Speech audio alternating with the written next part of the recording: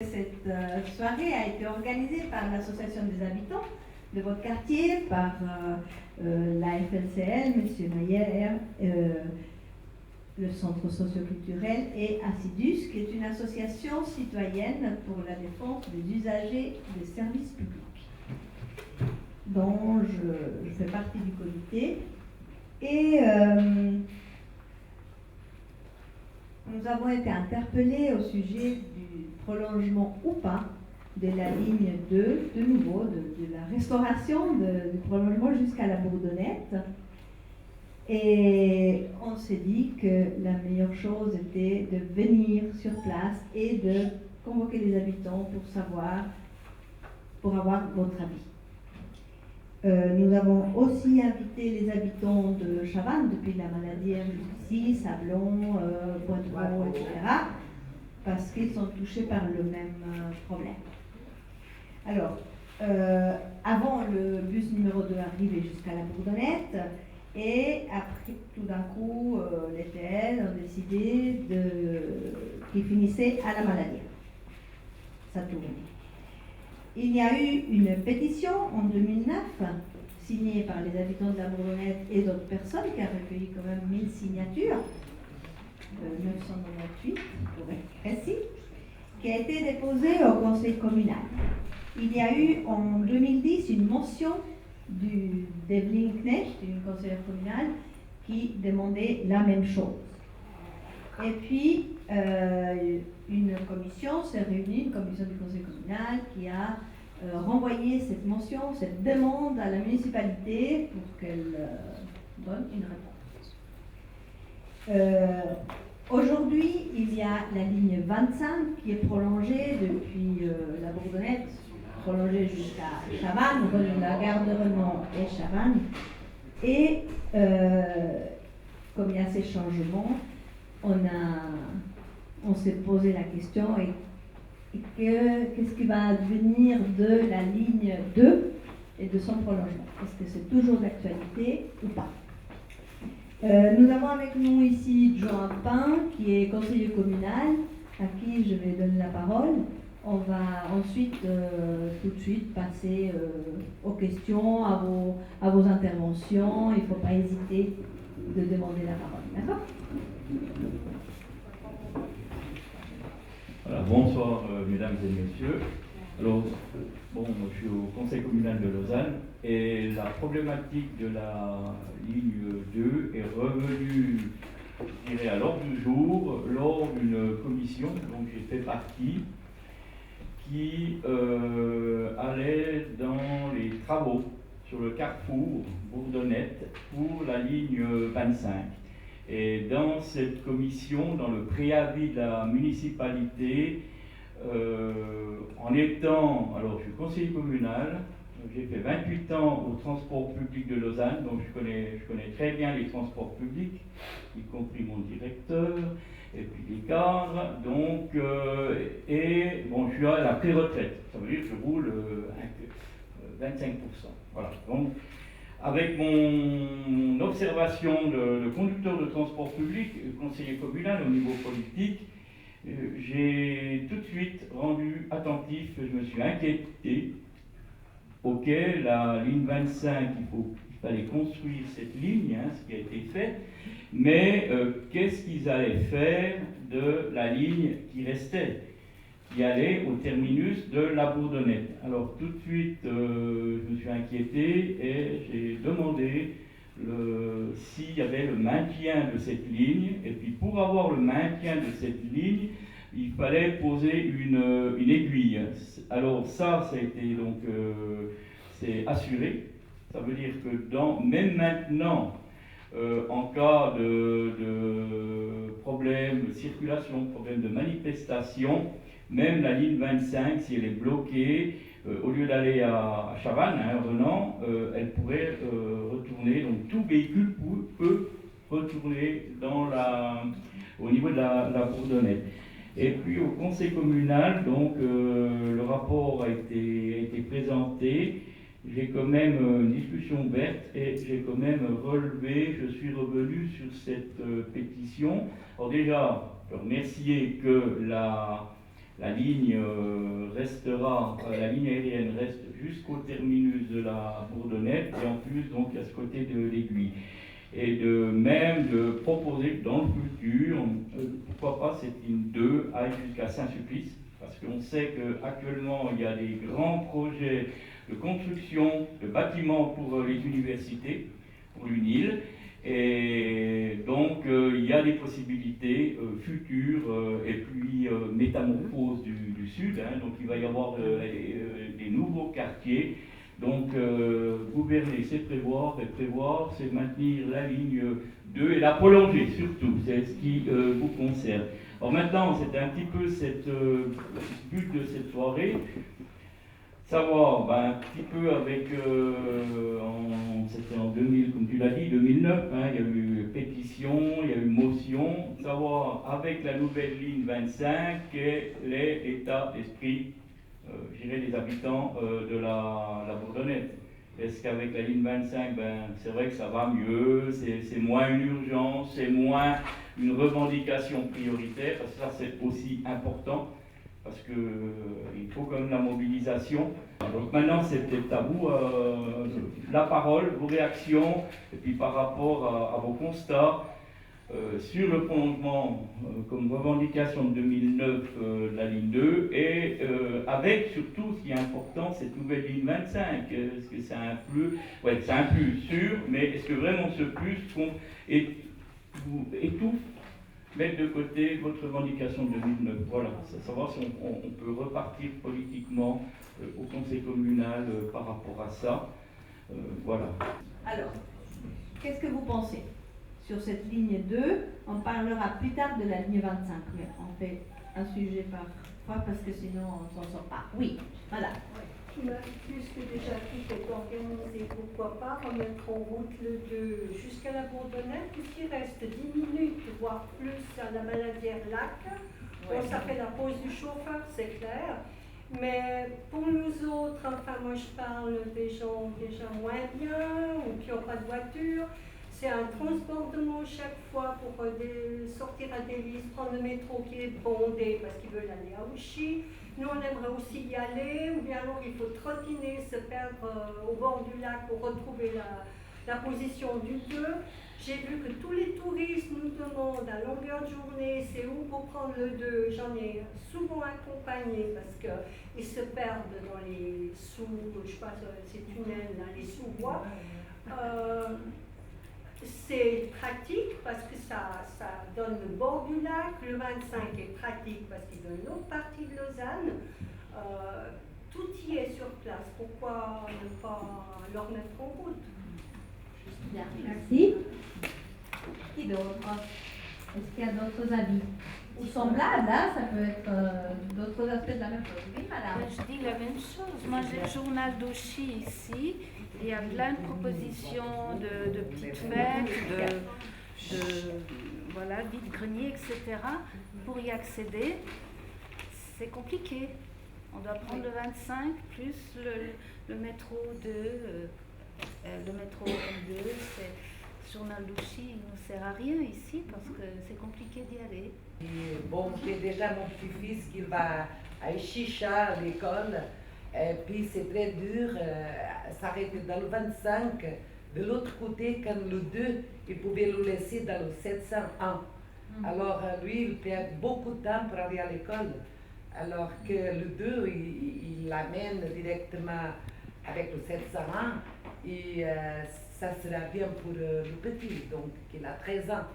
Alors, et pour nous, en Bois de Vaud, on n'a rien, pas de bus, oh là là, on se gèle à attendre le 25. Voilà. Je parlais pour feu ma maman et puis pour mon père qui a 87 ans, qui habite du côté du chemin des Cygnes. Et puis eux, ils ont ce problème. Depuis, à l'époque, ça a apparu dans les médias, il y a eu cette pétition. Et tous les problèmes, j'ai relu un peu tous ces dossiers. En fait, quand je discute avec le papa, il n'y a rien qui n'a changé. Ils ont toujours ces problèmes d'accès. Ils doivent passer, s'ils veulent traverser à la maladie, ils doivent passer dans le tunnel, c'est dangereux, il y a de l'insécurité. Tout ça, ça reste quand même un personnage qui doit traverser là-bas. c'est ça un gros problème. Et en fait, apparemment, il n'y a rien qui a changé et puis le problème subsiste comme il était à l'époque. En tout cas, pour effectivement toutes les personnes de Chavannes jusqu'à la Maladière. Vous soulevez donc un sentiment d'insécurité dans ce tunnel. Hein. Nous, on prône que les piétons sont sur la route et puis si quelqu'un doit descendre, ce sont les voitures, hein, c'est pas nous. Le problème de la sécurité, il y a ce tunnel à traverser au niveau de la Maladière, mais maintenant il y a le problème ici de la Bourdonnette. Donc, de l'arrêt 25 à les prendre de métro pour quelqu'un qui veut partir dans l'autre direction. C'est comme pour maintenant, on a dû regarder la descendre sur la petite place, les 3 marches, pour les deviner. Il y a tout ce passage qui se fait et qui est difficile. D'accord, avec le changement d'arrêt. Exactement. De lieu. Et oui, surtout aussi, moi qui ai un enfant en bas âge, nous on va à la piscine de Belle-Rive. Ouais. Maintenant c'est fini ce bus numéro 2. Les enfants, je vois qu'il y en a beaucoup de la Bourdonnette qui vont aussi jouer au terrain de foot qui se trouve à la Maladière, donc au stade de Gaubertin, qui ont leurs entraînements. Ouais. Et pour eux, je trouve que c'est aussi un danger de changer de bus, de passer par-dessous, ou voire pour faire plus vite, traverser la route alors qu'il y a la sortie de l'autoroute, il y a l'entrée du rond-point. Au fait, il y a plein de dangers qui pourraient être évités. Oui, madame. Bonsoir tout le monde. Moi qui habite à Bois-de-Vaux. Et puis, je pense que les gens, ils ont oublié qu'il y a les jeunes hôtels, qu'il y en a beaucoup de touristes maintenant qui viennent, surtout des classes, des écoles qui viennent de l'Allemagne, de l'Espagne et tout, que c'est bondé. Moi, je vais travailler, je prends mon bus normalement à 7h23. Et puis, avec ces bus 25 maintenant, avec toute la trajectoire qu'il y a maintenant, j'arrive tout le temps en retard. Je ne sais jamais quand il vient, quelle horaire ils sont. Et puis, quand c'est l'été, il y a tout le monde, tous les touristes, toutes les écoles qui arrivent des autres pays, on n'a pas la place, déjà. Parce que c'est l'école, il y a 20, 30 gamins qui attendent les bus, même pour que nous, les gens qui vont travailler. Et puis, j'estime que maintenant, ça commence qu'on paye un abonnement de bus, ça fait 5 ans que ça dure, et puis j'estime que c'est inadmissible. Merci. Oui, madame. J'ai discuté avec M. Claude Michel, le patron du camping. Il s'associe avec nous et puis il m'a dit que s'il y avait une séance après avec la municipalité, il allait venir et puis il soutient toujours, comme en 2009, cette demande du 2. C'est vous, oui. Alors moi, je me présente, en fait, je parle au nom des étudiants de l'UNI. Il y a une étude médecin et je suis en psychologie. On étudie à l'UNI de Lausanne. Et en fait, ça fait 4 ans, 5 ans qu'on habite là, donc on avait toujours l'habitude de prendre le 25, Bourdonnette, on monte les escaliers, on file jusqu'à l'EPFL, etc. Et bien sûr, ils ont enlevé cette ligne qui nous était très chère, pratique et tout ce qu'on veut. Donc du coup, maintenant, on doit toujours traverser la rue. Je suis sortie à 7h des cours à l'Anthropole. Il y avait une bande de gars qui nous attendaient à la sortie. Je me suis fait asperger de lac. Il y en a un qui s'est tué à coup de pied. Enfin, vous avez peut-être dû voir, il y avait la police avant là. Et moi, je trouve inadmissible d'avoir peur en sortant de l'Uni à 7h. Enfin, non, ça va pas. Donc du coup, je ne veux pas du tout stigmatiser l'endroit, parce que c'est pas du tout mon but. Alors moi, pas du tout. Mais c'est juste pour rendre compte que c'est pas normal à 7h le soir à Lausanne, où c'est une ville quand même qui bouge, il y a beaucoup de choses qui se passent, d'avoir peur de rentrer chez soi à ce moment-là. Donc du coup, en plus, je parle pas que pour moi, parce que tout le monde a un intérêt à avoir cette ligne qui va jusqu'à Bourdonnette, mais je parle aussi pour ceux qui travaillent à Morges. Je pense à ceux qui vont à l'Union Sport, qui ont tout au bord du lac. Enfin, c'est pas qu'une vision étudiant pour étudiants, c'est vraiment pour tout le monde. J'ai l'impression que c'est vraiment un manque qu'on a, et en fait, en attendant le bus pour aller à l'Uni, on est des dizaines d'étudiants, on a des fois des débats dans la cage du bus, on a tous le même avis. Donc du coup, j'ai décidé de venir ce soir pour discuter. C'est ma seule manière de passer le message, parce qu'on ne savait pas comment s'y prendre, si on devait écrire une lettre, etc. Puis, étant étudiant, on passe toujours pour des gens qui râlent pour rien. Et du coup, j'avais envie de changer cette image. Et si je peux être soutenue, voilà.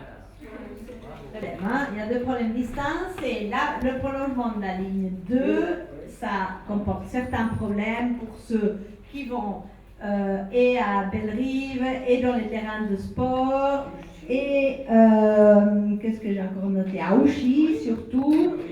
Et puis, ceux qui veulent prendre le métro depuis les Sablons ou depuis les Cygnes, le changement à la Maladière qui est compliqué pour tout le monde et qui est difficile en plus pour les personnes à mobilité réduite, et avec ce sentiment d'insécurité lorsqu'on prend ce tunnel, surtout le soir. Il y a les logements d'étudiants qui vont être construits, ainsi que les logements métamorphoses qui vont être ici, vers là où il y a toujours, je sais pas, la Roseraie Chance. Le journal de Chic qui fait des propositions auxquelles on ne peut pas s'y rendre. Les touristes pour le jeune hôtel, le camping, les promeneurs du midi. Voilà, ça c'est le bus numéro 2. De l'autre côté, il y a la ligne 25 dont l'arrêt a été changé pour le prolongement et qui pose problème aux étudiants mais aussi aux travailleurs qui vont vers Morges, Saint-Sulpice pour faire le changement de bus ou avec le métro. Et avec parfois un tas de gens qui doivent traverser, des groupes importants de gens qui doivent traverser la Bourdonnette en diagonale pour aller de l'arrêt du 25 à l'arrêt du métro. Voilà, ça c'est ce qui a été dit jusqu'à maintenant. Nous, on s'est dit que si ce soir il y avait envie, que si ce soir vous étiez prêts, on pouvait partir en bataille pour demander le 2 et que pour cela, on devait inviter ici à la Bourdonnette et le syndic, M. Brella, et le directeur d'ETL, M. Joie. Oui. Alors, on a déjà prévu, parce que vous savez que ces messieurs ont des agendas très prises, alors on a fixé une date pour dans un mois. Le 27 novembre, ici même. Le 27 novembre, il y aura M. Brella et M. Joie, il avait dit d'abord oui, et puis cet après-midi, il a dit qu'il sera à l'étranger, mais il nous délègue à M. Carrard, qui est aussi, je ne sais pas quel poste il a au DL, mais voilà, qui va transmettre ce que nous avons à dire. Mais pour cela, il faudra qu'on soit nombreux. On doit remplir la grande salle, pas la petite salle. Pour remplir la grande salle, il faut que vous ameniez tout le monde. Donc vous devez déjà noter le 27 novembre à 8h, ici. Moi, je crois qu'il ne faut pas oublier les étapes. Cette pétition, elle n'a jamais eu de réponse formelle, puisqu'elle est toujours ouverte. Maintenant, ce qu'il y a, c'est que le syndic et la direction des TL sont convoqués pour le 27 novembre. Ils ont réservé la date. Il faut leur donner un signe fort et il faut que vous soyez très nombreux pour faire entendre votre voix.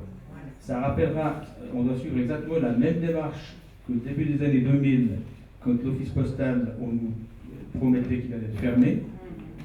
On n'a pas fait de pétition tout de suite. On a d'abord convoqué les TL, la poste à l'époque avec le syndic. Et je peux vous dire, on était 125. Je le sais parce que j'avais ajouté qu'on était nombreux et le syndic lui-même avait dit 125, qu'il avait déjà confirmé. Donc, la salle à côté, elle doit être pleine le 27 novembre. Vous devez faire l'entendre votre voix. Et du moment qu'il y a déjà cette pétition ouverte, il est peut-être possible, avec un peu de chance, que tant la municipalité que l'ITL disent on a bien entendu votre volonté, on va maintenant donner une suite, on va y réfléchir et donner une suite favorable. Et puis si on voit qu'il y a un blocage, c'est à ce moment-là qu'il faudra constituer un nouveau comité pour le rétablissement de la ligne numéro 2 et puis lancer une pétition qui cette fois devra réunir peut-être même encore plus que 1998 pour donner encore plus de poids. Mais il ne faut pas faire en parallèle une pétition dans la précipitation d'ici au 27 parce que comme dit Madame Egli, vous allez peut-être avoir 150, 200, 250 pétitionnaires, puis le signe que ça donnera, c'est de dire, bon, en 2009, il y avait 998 signataires, aujourd'hui, ils ont 200, donc c'est réglé. Ne précipitez pas, faites les choses les unes après les autres. La première, c'est cette rencontre de sensibilisation pour faire entendre votre voix, le 27 novembre, et pour ça, je dirais, c'est le bouche à oreille qui doit fonctionner, et puis soyez même 200 plutôt que 100, ce sera mieux. Alors, je crois que nous pouvons clore la séance. Elle a été courte, mais efficace. Et puis, on va continuer. On se voit dans un mois, exactement, le 27 novembre à 8h, ici, mais cette fois dans la grande salle. Bon retour chez nous.